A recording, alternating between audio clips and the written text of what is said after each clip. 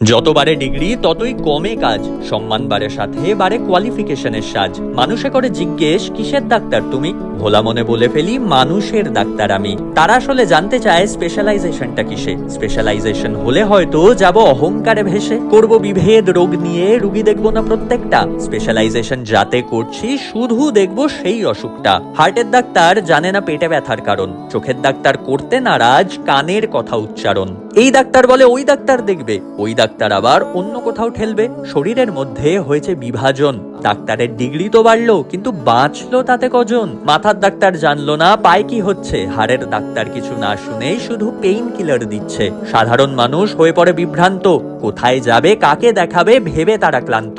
Degree বাড়লে বাড়ে ক্ষমতা, এটাই শুনে এসেছি, তাহলে গন্ডি সীমানা কিসের যেখানে মানুষকে ভালোবেসেছি। গাইডেন্সটুকু দেওয়াই যায়, হতে নাই পারে তার স্পেশালাইজেশন। সেই দিনগুলো মনে করে যেদিন পুরো শরীরটাই ছিল তার মোটিভেশন।